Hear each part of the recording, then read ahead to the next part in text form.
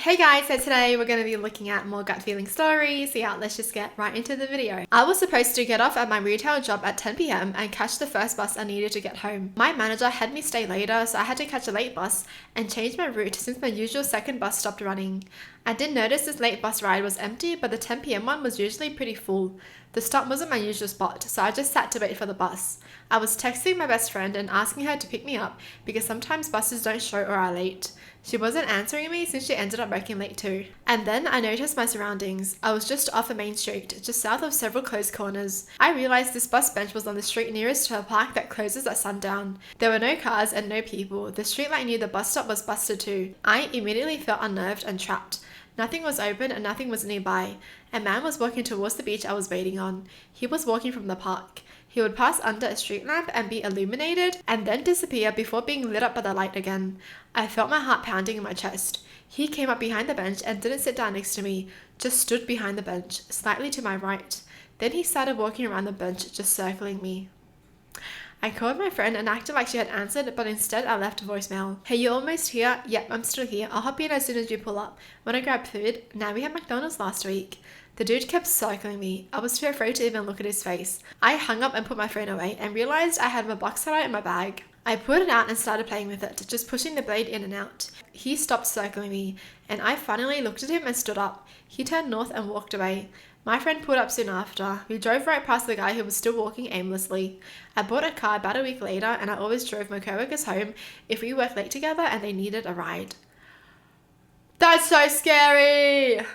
He was circling her just around the bench. He thought he was the shark or something. Like, seriously, what is wrong with him? That is so scary. This is not even like just walking home and then someone's like walking behind you and you don't know what they want, right? This is literally, you know what they're trying to do. Well, at least he was smart enough to leave after she put out the box cutter. That's crazy. This is why, yes, you should always have a box cutter in your bag, girls. Back in 2019, me and my husband and two girls aged 6 and 9 were on a road trip in the south. We had booked an apartment in Atlanta through Airbnb without knowing the neighborhood at all. It was bad, really sketchy with a lot of creepy looking people hanging around. We went into the apartment and immediately my 6-year-old said, "I don't like it here." The door didn't lock properly, the beds were dirty, there was rotting food in the fridge, and the bathroom had not been cleaned in ages. My husband called the owner, who was furious and refused to give us a refund. To de-escalate the situation, my husband offered to not leave a negative review if we could just get our money back. The owner agreed but asked for us to wait for him so that we could talk about it in person. As soon as he hung up, I told my husband that we needed to leave now. We hurried to the car, and as we pulled out of the parking garage, we saw the owner driving up with 4 friends. He didn't see us and we bolted out of there. Ended up at a hotel on the 14th floor. Didn't even feel safe at street level. That's scary. Wow, why did he bring 4 people there for? They were gonna steal the kids? Seriously, so many questions. But yes, if you feel like a place is dodgy, trust your gut feeling, just leave. My great-grandma lives at the far end of a neighborhood, right next to a big busy street. So there are suspicious characters by her house often. When I was a kid, I visited her every weekend, and one time when I was 11, I was sitting on the living room floor and I heard these 2 people arguing in Spanish. I hear a lady screaming at the top of her lungs, and having gone to Arizona schools my whole life, I recognize every cuss word. Curious, I went to the kitchen and peeked through the window, which looked out onto the street, and something didn't seem right. I felt like I should duck. In the moment I did, the lady pulls a gun and starts shooting. The man she was arguing with was out of my view, so I didn't know what happened to him, but I was the only witness to that crime.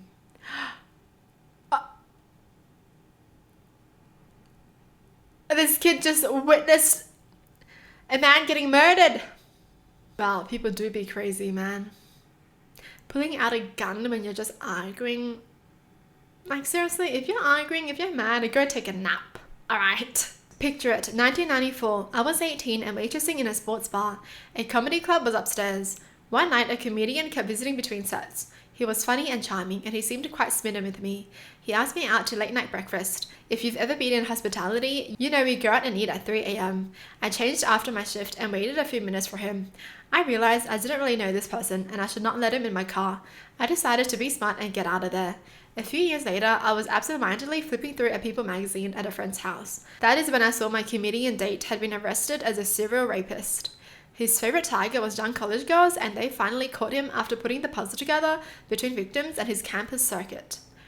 Holy shit, I dodged a bullet. I think he may still be in jail. He was that terrible. Oh my gosh. It's always the charming guys, seriously. There's always something off about someone who's super duper charming and everyone's smitten with them. There's something off about them. I had a 9-month-old baby at home and didn't go out much. And one of my friends was in my room out of town and asked if I wanted to see a band, whose members were people I knew socially from college. I said sure, that would be fun. I met her and a bunch of people at a bar across the street before the show and had a nice time, but got a feeling that I should go home. My husband was at home with our baby and wanted me to have fun, and I was, but I had a bad feeling to just leave. I said my goodbyes and left. There was a shooting at the bar that night. No one I knew was hurt, but they were locked in the bar for hours and it was terrifying for them. I'm glad I trusted my instincts. That's crazy. The night that she finally gets to have fun, she has this bad gut feeling. How scary. I exited a metro station about 2 decades ago, and the parking lot had a small area behind bushes where I parked. As I headed into the parking lot, I saw 2 guys standing between a row of cars, which looked out of place. They were watching me to see where I was going. I decided to walk right towards them, and they moved off some. Then I walked to my car and drove away. I glanced back to see them heading back for a bushy spot. They killed a woman shortly thereafter who was parked in that bushy area. Wow. She intimidated them. The fact that she walked towards them made them a bit scared. They were like, don't mess with this one. Because obviously people, they don't like making more of an effort. They would rather pick an easy target than someone who's not as easy. That's the truth. When I was walking home age 7 and a man asked me to help find his puppy, I felt pure fear and adrenaline and said, I can't. I have to get home, sorry. I've never sprinted so fast in my life. Yo! Yes, just remember, adults can look for things themselves. They won't ask kids for help. Seriously, for the future, always teach your kids that. Adults don't need your help, okay? If an adult asks you for help, run. Just run. I was at a bar with friends that was on top floor in the building. I was out on the patio and noticed a couple fire trucks coming and parking right in front of the building we're in. I immediately told my friends we should go. We went to the elevators and they wouldn't come, so we took the stairs. Just when we were heading down, we could hear the fire alarms and we could hear others coming down the stairs. We were about 4 flights ahead of them. About halfway down, the lights went off and we could hear above us people panicking. As we got closer to the exit, smoke filled the stairway. Firemen finally came and helped us the way down. Yes, you always need a friend with this kind of awareness. You know, I feel like even with a partner as well, one should always be aware and one is just la la la la la la. Well, that's it for the video. Hope you guys enjoyed. Tell me in the comments down below what your thoughts are. And as always, thanks for watching. Hope you guys liked it and I'll see you guys next time. Bye!